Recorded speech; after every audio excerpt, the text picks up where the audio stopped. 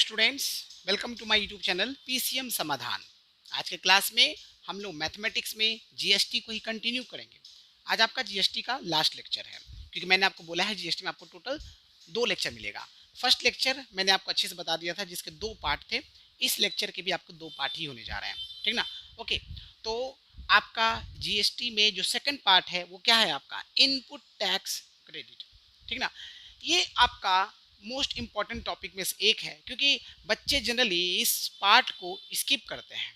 क्यों? बच्चों को डिफिकल्ट लगता है। डिफिकल्ट आपको इसलिए लगता है क्योंकि आप कॉन्सेप्ट को समझ नहीं पा रहे हो। अगर आप इसके कॉन्सेप्ट को समझ जाओ तो ये आपको आसान लगेगा, ठीक ना। ओके, आपका दोनों पार्ट इंपॉर्टेंट है। आपका फर्स्ट पार्ट से भी क्वेश्चन पूछा जा सकता है बोर्ड में, और सेकंड पार्ट से भी पूछा जा सकता है। आपको दोनों प्रैक्टिस करना है। आई होप आपने फर्स्ट पार्ट देखा होगा। फर्स्ट पार्ट आपको आसान लगा होगा। अगर आपने अभी तक नहीं देखा है तो आप जरूर देख लीजिए। मैं लिंक जो है डिस्क्रिप्शन बॉक्स में डाल दूंगा, ठीक ना। तो देखिए, इस टॉपिक में आपको है क्या, इनपुट टैक्स क्रेडिट। इसमें क्या है, आप ध्यान से समझिएगा चीज़ों को। मान लीजिए कि आपने कोई सामान खरीदा, ठीक ना। आप डीलर हो, आपने सामान खरीदा। तो जब आप सामान किसी मैन्युफैक्चरर से होलसेलर से खरीदोगे तो आपको टैक्स पे करना पड़ेगा, ठीक ना। तो आपने tax on cell, tax on purchase, यानी आपने जो सामान खरीदा उस पर टैक्स पे किया, ठीक ना। आपका कुछ ना कुछ टैक्स होगा, और अब आप उस सामान को दूसरे को बेच रहे हो। तो जाहिर सी बात है, जब आप टैक्स पे करोगे तो आप भी दूसरे से टैक्स लोगे ना। तो एक होगा टैक्स ऑन सेल, ठीक ना। तो इन दोनों का जो डिफरेंस है, किसका किसका, टैक्स ऑन सेल और टैक्स ऑन परचेज का, इसके डिफरेंस को हम लोग बोलते हैं टैक्स लायबिलिटी, ठीक ना। तो यहाँ पर जो बैलेंस अमाउंट आता है ना, यही बैलेंस अमाउंट गवर्नमेंट को जाता है, ठीक है। आपको टैक्स लायबिलिटी भरना है।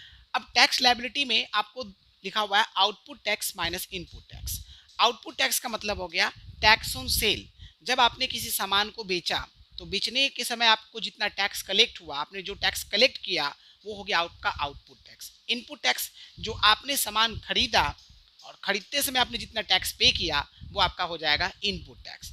तो इनपुट टैक्स के अंदर ये जो है ना, आपका सीजीएसटी, एसजीएसटी और आईजीएसटी सारे कुछ आएंगे, ठीक ना। जो एंड यूजर होता है कभी वो आउटपुट टैक्स नहीं पे कर सकता है। क्यों? क्योंकि एंड यूजर के पास जीएसटी नंबर नहीं होता है, ठीक है ना। तो एंड यूजर सिर्फ इनपुट टैक्स पे करता है, यानी कि उसने जब सामान खरीदा तो उसने जो टैक्स पे किया वो उसका क्या कहलाएगा, इनपुट टैक्स कहलाएगा।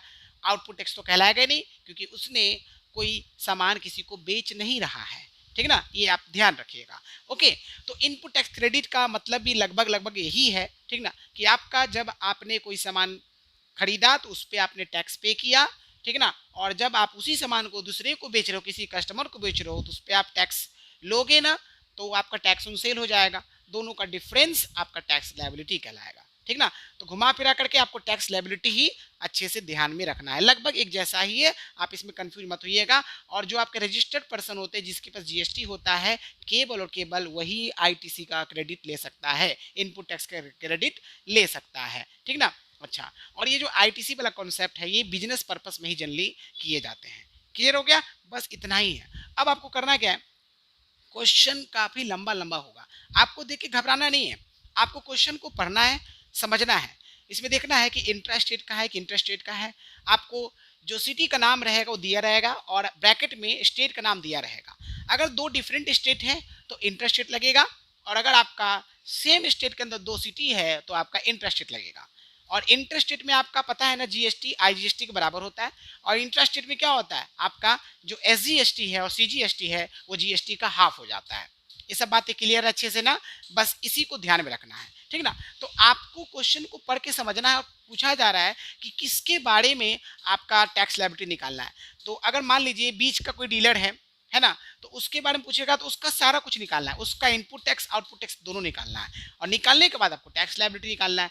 जब क्वेश्चन आप बनाइएगा तो उसमें टैक्स लायबिलिटी कहीं कहीं लिखा रहेगा, कहीं कहीं आपको नेट जीएसटी लिखा रहेगा, है ना, नेट जीएसटी कितना गवर्नमेंट को गया, ये भी लिखा है। तो दोनों का मतलब सेम है, आपका output tax minus input tax. अगर आपको कहीं भी कंफ्यूजन, आप चिंता मत कीजिए, आप सिंपल एक चीज याद रखिए, tax liability equal to output tax minus input tax. Output tax का मतलब हो गया टैक्स ऑन सेल, और इनपुट टैक्स का मतलब हो गया टैक्स ऑन परचेज। बस इससे ज्यादा थ्योरी आपको नहीं पढ़ना है, ठीक ना, क्योंकि थ्योरी से क्वेश्चन आते नहीं है। अब आते हैं इसके क्वेश्चन को कैसे बनाएंगे, वो हम लोग समझते हैं। देखिए, यहाँ पर एक क्वेश्चन दिया है कि एक आर्टिकल है, जिस आर्टिकल को जयपुर से इंदौर बेचा जा रहा है, ठीक है ना। ओके, कितने रुपए में? 5000 रुपीज में, ठीक है। अब उसी आर्टिकल को अब इंदौर से भोपाल में बेचा जा रहा है, ठीक है। अगर जीएसटी का रेट दिया 18% और जो इंदौर का डीलर है उसको प्रॉफिट है 2000 रुपीज़ का, तो बताइए कि इंदौर के डीलर ने कितना जीएसटी पे किया, ठीक ना। और जो भोपाल का डीलर है उसका कितना कॉस्ट प्राइस पड़ गया। और भोपाल का जो डीलर है वो आपका एंड यूजर है, यानी कि फाइनल यूजर, अभी इसके बाद किसी को बेचा नहीं जाएगा, ठीक ना।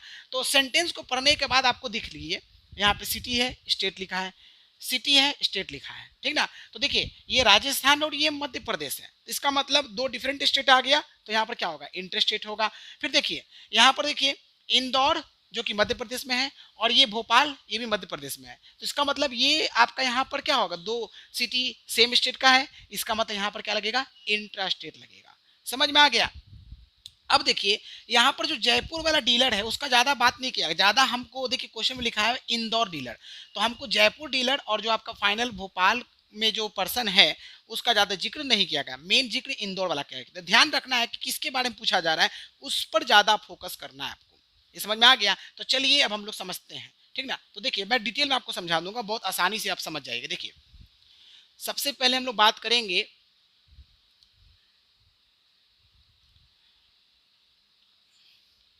when article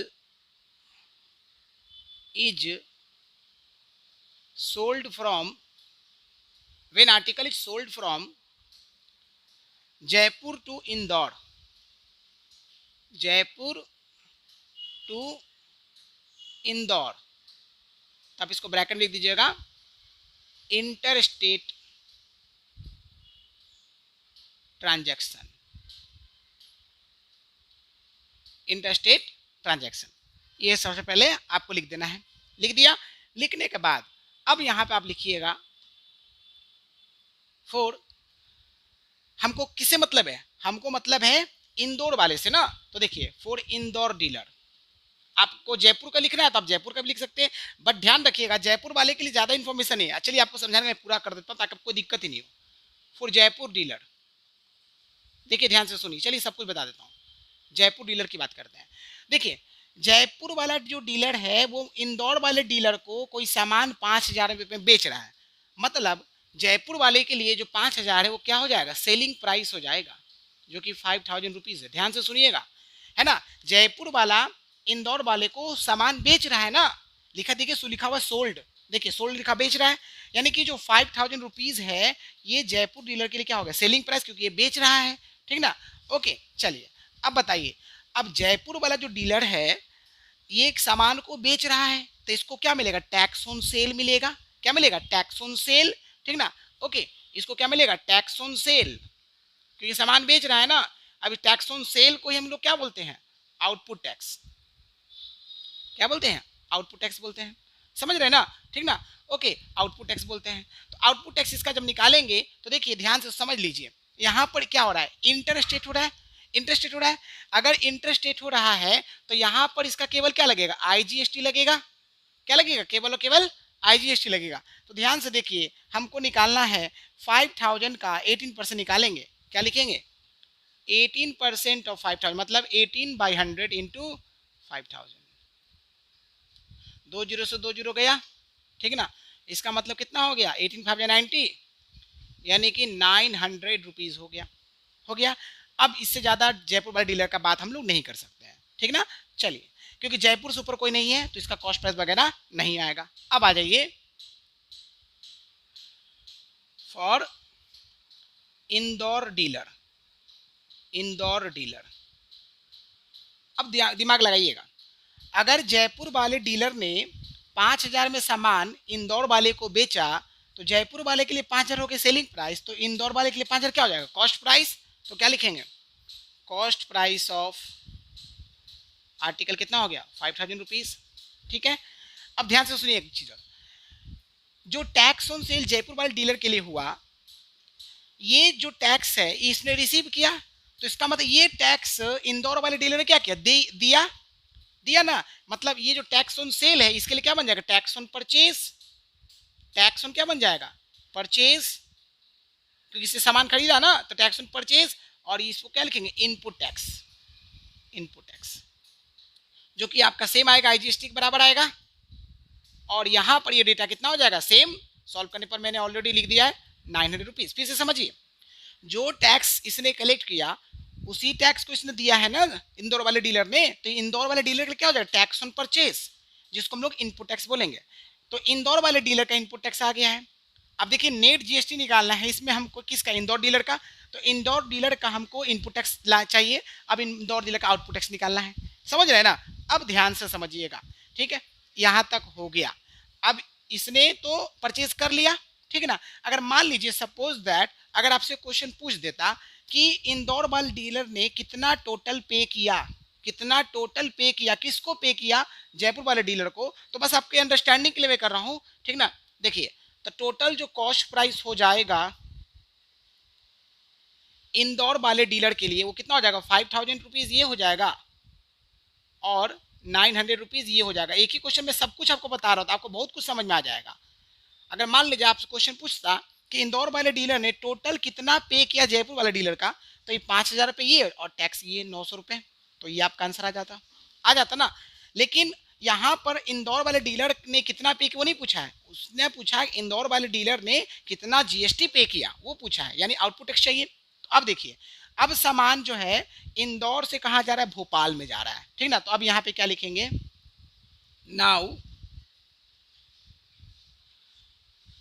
article is sold from Indore to Bhopal, Indore to Bhopal.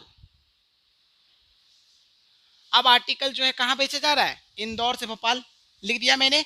तो इसका मतलब इंदौर और भोपाल दोनों सेम स्टेट में है, मध्य प्रदेश में है ना। तो इसका मतलब यहाँ पे क्या लिखेंगे, intra state transaction, intra state transaction, intra state transaction, ठीक है, ओके। अब जरा बताइए, जो इंदौर वाला डीलर है भोपाल वाले डीलर को जो सामान बेच रहा है कितना बेच रहा है, 5000 रुपया, तो इसका कॉस्ट प्राइस हो गया। अब कोई भी अपना प्रॉफिट तो लेगा ना, आप ही बताओ, आप 500 का सामान खरीदोगे, आपको बेचना है, तो आप 500 को थोड़े बेच दोगे, आप उसको बढ़ा के बेचोगे ना, 100 रुपये एक्स्ट्रा कर दोगे, कुछ ना कुछ प्रॉफिट चाहिए ना आपको। तो उसी तरह से इंदौर वाला जो डीलर है भोपाल वाला डीलर को बेच रहा है 2000 रुपये के एक्स्ट्रा प्रॉफिट पर। इसका मतलब आपका क्या हो जाएगा, इसका मतलब आपका जो सेलिंग प्राइस हो जाएगा इंदौर वाले डीलर का वो कितना हो जाएगा, 5000 प्लस का 2000, यानी आपका कितना हो जाएगा, 7000 रुपीज, 7000 रुपीज। ये 7000 रुपीज क्या हो गया, सेलिंग प्राइस हो गया, किसका, आपका इंदौर वाले डीलर का। तो ये 7000 रुपीज भोपाल वाले डीलर का क्या होगा, कॉस्ट प्राइस होगा, क्योंकि इतना में इंदौर वाले ने बेचा तो इतना में भोपाल वाले डीलर ने क्या किया, खरीदा। समझ रहे हैं ना, ओके। तो 7000 रुपीज हो गया। अब देखिए यहाँ पर जो इंदौर वाला डीलर है वो सामान को बेच रहा है, तो उस पर वो टैक्स भी तो लेगा। तो टैक्स कितना लेगा, अब यहाँ पे देखिए, यहाँ पे टैक्स कैसे लेगा वो, यहाँ पर ये होगा tax on cell, tax on cell, tax on cell लेगा, ठीक ना, ओके। टैक्स ऑन सेल किसके बराबर होगा, आउटपुट टैक्स के बराबर होगा। और यहाँ पर जो आउटपुट टैक्स होगा दोनों आएगा ना, ठीक ना, यहाँ पर आउटपुट टैक्स दोनों आ जाएगा, आपका सीजीएसटी और आपका एसजीएसटी दोनों आ जाएगा, ठीक है। तो आप क्या कीजिएगा, देखिए 9 आपका टोटल जीएसटी कितना 18% है, तो 9% लीजिएगा किसका, 7000 का। तो क्या लिखिएगा आप, 9% ऑफ 7000, है ना, दो बार है, चीजें सेम है ना, 9% ऑफ 7000, ठीक है। आप 2 जीरो से 2 जीरो काटिए, इसको भी 2 जीरो से 2 जीरो काटिए, तो आपका कितना हो जाएगा, आप देख सकते हैं जब हमने सॉल्व किया तो आपका कितना आ गया, 630 प्लस 630, तो कितना हो जाएगा, 6 और 6 6 12, यानी कि 1260 रुपीज। ये क्या आ गया आपका, आउटपुट टैक्स, क्या आ गया, आउटपुट टैक्स, आउटपुट टैक्स आ गया ना। फिर से समझिए, क्योंकि ये बेच रहा है तो इसको टैक्स मिलेगा ना, तो टैक्स में क्या होगा, सेल होगा, टैक्स ऑन सेल किसके बराबर, आउटपुट टैक्स के बराबर। और यहाँ पर आउटपुट टैक्स देखिए दोनों क्यों लगेगा, क्योंकि इंट्रास्टेट ट्रांजेक्शन हो रहा है, तो इंट्रास्टेट ट्रांजेक्शन हो रहा है तो SGST और CGST दोनों लगेगा ना, और दोनों का वैल्यू तो बराबर ही होता है, इसलिए 9% CGST पे भी 9% आपका SGST पे भी, और टैक्स हमेशा सेल प्राइस पे होता है, इसलिए कितना लेंगे 7000। सॉल्व करेंगे तो 630 ये निकल गया आउटपुट टैक्स। अब देखिए इंदौर वाले डीलर का इनपुट टैक्स आ चुका है, इंदौर वाले डीलर का आउटपुट टैक्स आ चुका है। अब आपसे क्या पूछा गया, net GST payable by the dealer इन इंदौर। तो देखिए फर्स्ट पार्ट हम लोग निकालने जा रहे हैं, तो देखिए यही निकालेंगे, यहाँ पर टैक्स लायबिलिटी लिखा रहेगा तो भी इसका मतलब यही होगा। तो net GST payable bye dealer है ना, बाय इंदौर डीलर लिख दीजिए सबसे अच्छा, बाय इंदौर डीलर। क्या लिखिएगा आप, output tax minus input tax, ठीक है। तो कितना हो जाएगा, आउटपुट टैक्स आपका हो गया 1260, इनपुट टैक्स कितना हो गया 900, ठीक है। तो देख लीजिए 0 6 12 में से 9 गया तो 3, 360 रुपये, ये फर्स्ट का आंसर आपका आ गया, ठीक है। अब सेकंड पार्ट देखिए, सेकंड पार्ट में cost price for the dealer इन भोपाल। अब देखिए भोपाल वाला जो डीलर है एंड यूजर है, तो एंड यूजर क्या करेगा, कितना दाम पे किया वो कितना पे करेगा, सोच के बताइए। 7000 उसका कॉस्ट प्राइस हो जाएगा ये, और टैक्स भी तो पे करेगा, टैक्स पे करेगा ना, टैक्स कितना पे करेगा, ये पूरा पे करेगा ना 1260 रुपये, आउटपुट टैक्स पे करेगा ना, ठीक ना। ओके, उसके लिए इनपुट टैक्स हो जाएगा ना, तो आप क्या लिखिएगा, cost price for Bhopal dealer, Bhopal dealer is equal to क्या, आपका 7000 रुपीज और प्लस भोपाल वाला डीलर का इनपुट टैक्स हो गया, क्योंकि वो आपका सामान को खरीद रहा है, इनपुट टैक्स देख लीजिए, टैक्स ऑन परचेज को क्या बोलते हैं, इनपुट टैक्स, ठीक ना। तो यहाँ पर आपका ये जो आउटपुट टैक्स इंदौर वाला डीलर का हुआ, ये इनपुट टैक्स बन जाएगा किसके लिए, भोपाल वाला डीलर के लिए, तो कितना हो जाएगा 1260 रुपीज, जोड़ दीजिए 0 6 2 और 7 1 8, यानी कि 8260 rupees. So this is your answer, ठीक है ना। चलिए एक बार फिर से समझा देता हूँ, बहुत ही इंटरेस्टिंग क्वेश्चन था। देखिए सबसे पहले क्या बोला गया कि एक आर्टिकल को जो है ना वो जयपुर से कहाँ भेजा जा रहा है, आपका इंदौर भेजा जा रहा है, 5000 रुपये में जयपुर वाला डीलर इसको बेच रहा है, किसको बेच रहा है, इंदौर वाले डीलर को, ठीक है ना। और फिर इंदौर वाला डीलर जो है वो भोपाल वाले डीलर को बेचता है 2000 रुपये के प्रॉफिट पर। तो फिर बताइए इंदौर वाले डीलर का कितना GST पेबल हुआ, ठीक ना। दूसरा जो भोपाल वाला डीलर है उसने कितना कॉस्ट प्राइस पे किया। तो सबसे पहले चीज़ों को समझिए, यहाँ पर जयपुर वाला डीलर केवल सामान को बेच रहा है, किसी से खरीद नहीं रहा है, तो इसका मतलब जो जयपुर वाला डीलर है वो केवल टैक्स ऑन सेल कलेक्ट करेगा, इसका मतलब आउटपुट टैक्स, केवल आउटपुट टैक्स, ठीक है ना। तो वही मैंने किया है, देखिए जब आर्टिकल को जयपुर से इंदौर भेजा जा रहा है तो इंटरस्टेट ट्रांजैक्शन हो रहा है, तो जयपुर डीलर के लिए ये सेलिंग प्राइस बन जाएगा, क्योंकि बेच रहा है केवल, खरीद नहीं रहा है किसी से, तो tax on cell output tax collect करेगा। IGST होगा क्योंकि यहाँ पर इंटरस्टेट ट्रांजेक्शन है, कलेक्ट किया 900 रुपीज आ गया, कोई दिक्कत इसमें नहीं हुआ होगा। अब आ जाइए इंदौर वाला डीलर का, इंदौर वाला डीलर जयपुर से खरीद रहा है ना, तो इसका मतलब जो सेलिंग प्राइस 5000 जयपुर वाले डीलर का हुआ, ये कॉस्ट प्राइस बन जाएगा किसका, इंदौर वाले डीलर का, ठीक ना। ओके, तो इंदौर वाला डीलर जब आपका किस सामान को खरीदा तो टैक्स ऑन परचेज होगा, समझ रहे हैं, तो इसी को इनपुट टैक्स बोलेंगे। तो इनपुट टैक्स वही होगा जो इसका आउटपुट टैक्स होगा, क्योंकि जितना इसने टैक्स जयपुर वाले डीलर कलेक्ट किया उतना ही टैक्स पे किया ना इंदौर वाले डीलर ने, इसका मतलब 900 रुपीज आ गया। अगर यहाँ ये क्वेश्चन ऐसे पूछा नहीं था, अगर आपसे पूछ देता कि कॉस्ट प्राइस कितना हो जाएगा इंदौर वाले डीलर का, मतलब इंदौर वाले डीलर ने कितना पेमेंट किया जयपुर वाले डीलर को, तो उस केस में 5000 रुपये और टैक्स दोनों को जोड़ देते आंसर आ जाता। समझ में आ गया।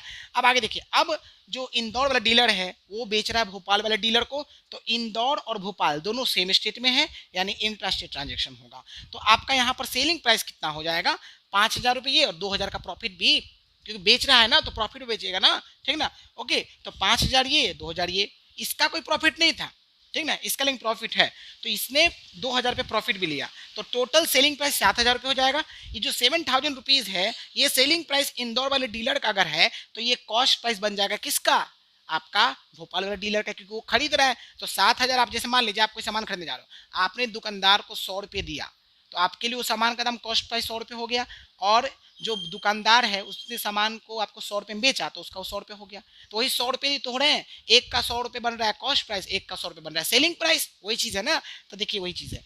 तो देखिए 7,000 रुपये हो गया। अब इंदौर वाला डीलर जो है टैक्स ऑन सेल भी तो करेगा, सामान जब वो बेच रहा है किसी को तो कलेक्ट भी तो करेगा टैक्स ऑन सेल, उसी को बोलेंगे आउटपुट टैक्स। अब ये इंटरेस्ट ट्रांजेक्शन है तो आईजीएसटी नहीं होगा, इसमें सीजीएसटी और एचजीएसटी होगा। दोनों आधा आधा हो जाता है ना, उसी को सॉल्व किया तो आपका कितना आ गया 630 260 रुपीज आ गया।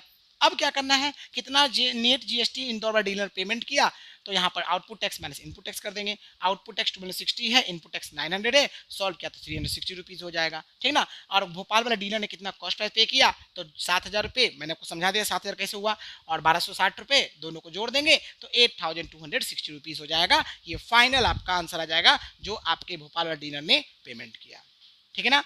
अच्छा लगा आप लोग को, समझ में आया, क्वेश्चन बहुत मजेदार था। इसी तरह के क्वेश्चन कॉन्सेप्ट को क्लियर रखना है आपको, बस ध्यान रखना है कि हमको किस डीलर के बारे में पूछ रहा है, उसी का इनपुट टैक्स उसी का आउटपुट टैक्स लाने की कोशिश कीजिए। और ध्यान रखिए इंटरेस्ट रेट है तो उसको ध्यान रखिएगा, आईजीएसटी निकालेंगे, इंटरेस्ट रेट है तो सीजीएसटी और एसजीएसटी दोनों निकालेंगे, ठीक है ना। इस क्वेश्चन को मैंने पूरा डिटेल बता दिया है, ठीक है ना। ओके, डिटेल में इसलिए बताया ताकि आपको कोई भी छोटा मोटा भी डाउट नहीं रहना। अगर फिर भी आपको डाउट है तो आप जरूर पूछ सकते हैं। चलिए इसको नोट कर लीजिए। ओके स्टूडेंट्स, देखिए क्वेश्चन नंबर 2। क्वेश्चन दिखने में कितना बड़ा लग रहा होगा ना, ठीक है ना। घबराना नहीं क्वेश्चन को देख करके, आपको क्वेश्चन को देख के बिल्कुल नहीं घबराना, आपको क्वेश्चन को समझना है, पढ़ना है क्या दिया है, ठीक ना। ओके, और क्या निकालना है, बस चीज़ों को पकड़ना है। क्वेश्चन का साइज कितना ही बड़ा हो, जैसे आप केमिस्ट्री का जब एग्जाम दोगे तो आप क्या देखोगे, केमिस्ट्री के क्वेश्चन काफ़ी बड़े बड़े दिए रहते हैं, आपको पूरा कंसेप्चुअल दिया रहता है। अगर आप चीज़ों को समझोगे यहाँ पर तो आप देखोगे आंसर बहुत छोटे छोटे होते हैं। लेकिन ये मैथमेटिक्स का क्वेश्चन में क्वेश्चन बड़ा है तो साइज आपका बड़ा है तो आंसर भी आपका बड़ा ही आने वाला है, ठीक ना। ओके, इसमें सोल्यूशन थोड़ा ज़्यादा है, ठीक। तो क्वेश्चन को देख के घबराना बिल्कुल भी नहीं है। तो देखिए समझिए बस, एक आगरा का डीलर है, ठीक है, आगरा का है यूपी में। अब ये गुड्स या सर्विसेज जो है वो सप्लाई कर रहा है किसको, यूपी में ही एक झांसी है, जगह है झांसी, ठीक ना, उस डीलर को सप्लाई कर रहा है और दाम दिया हुआ है कि 1,000 रुपये, ठीक है। झांसी का जो डीलर है ना वो सेम गुड्स और सर्विसेज को मुंबई वाले डीलर को सप्लाई कर दिया, लेकिन वो बड़ा चालाक था, 600 रुपये के प्रॉफिट पे सप्लाई कर दिया, ठीक है। अब अज्यूम करना है कि जो मुंबई वाला डीलर है वो एंड यूजर है, ठीक है ना। तो रेट ऑफ जीएसटी भी आपको दिया हुआ 12%। अब आपको बताना है इनपुट टैक्स कितना पे किया झांसी वाले डीलर ने, आउटपुट टैक्स कितना कलेक्ट किया झांसी वाले डीलर ने, और झांसी वाले डीलर ने कितना नेट जीएसटी गवर्नमेंट को दिया, और आपका मुंबई वाले डीलर का टोटल कॉस्ट प्राइस कितना हो गया। बहुत ही बेहतरीन क्वेश्चन है। आप देखिए 3 क्वेश्चन तो झांसी झांसी लिखा हुआ है, यानी झांसी वाले डीलर को ही आपको मेन डील करना है, ठीक है ना। तो चलिए बनाते हैं, देखिए फटाफट बनेगा क्योंकि मैंने पूरा डिटेल में आपको फर्स्ट क्वेश्चन को बता दिया था। तो चलिए समझते हैं कैसे बनाएंगे। सबसे पहले यहाँ पर देखिए जो आपका डीलिंग हो रहा है आगरा से कहाँ हो रहा है, झांसी, सेम सिटी है ना, इंट्रा स्टेट होगा। फिर झांसी से मुंबई डिफरेंट सिटी है, डिफरेंट सिटी और डिफरेंट स्टेट है, तो यहाँ पर इंटर लगेगा, ठीक ना। तो पहले आप क्या लिखोगे कि goods services are supplied from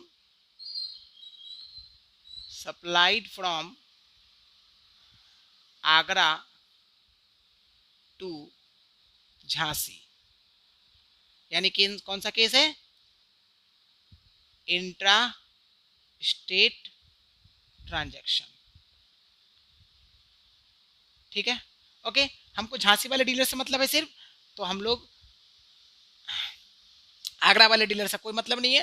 तो चलिए क्या करते हैं, लिखेंगे for Jhansi dealer, Jhansi dealer.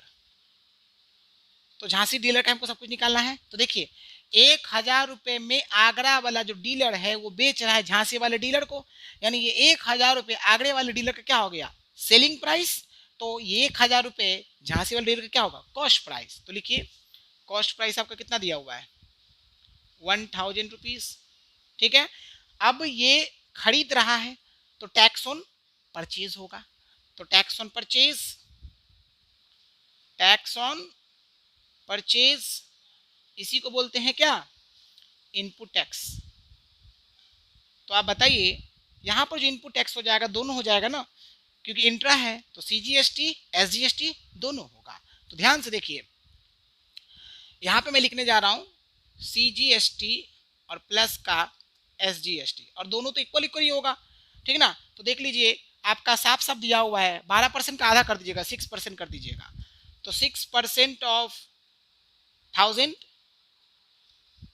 यहाँ भी सेम हो जाएगा,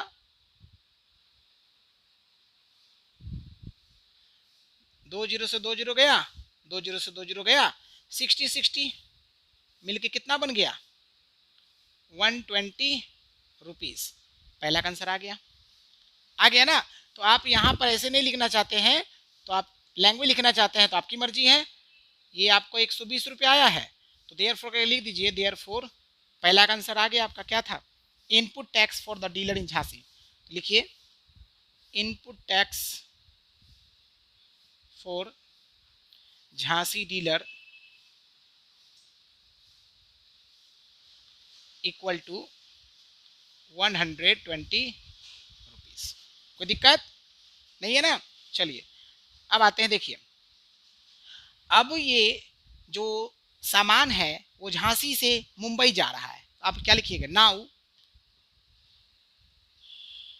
गुड सर्विसेज आर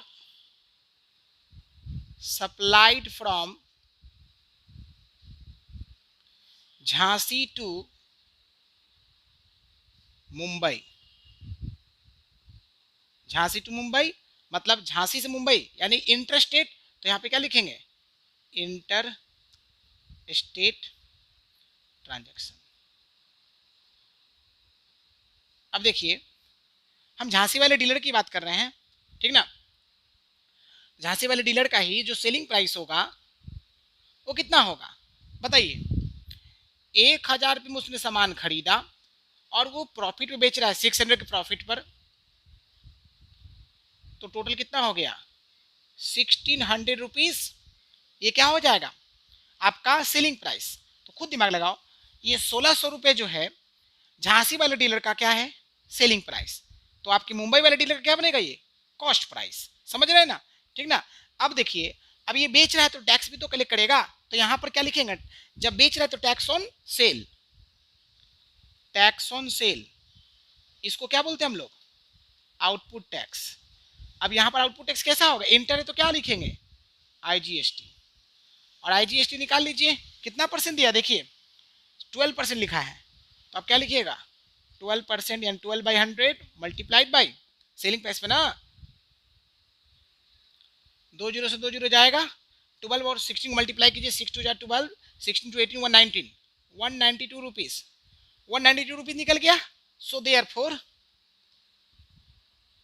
क्या output tax for the Jhansi dealer, लिखिए output tax for the Jhansi dealer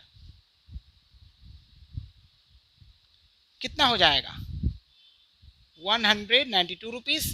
ये दूसरा का आंसर आ गया। चलिए अब हम क्या निकालना, हमको net GST payable by the dealer in Jhansi निकालना है। ओके तो वो कैसे निकल जाएगा, आपको माइनस करके, देखिए थर्ड नंबर आप याद रखिएगा, आपको हर बार नेट GST नहीं लिखा है, आपको टैक्स लाइबिलिटी लिखा रहेगा कहीं कहीं, तो टैक्स लाइबिलिटी बोले तो भी वही करना, output tax minus input tax. तो देखिए यहाँ पर आपका net GST payable by Jhansi dealer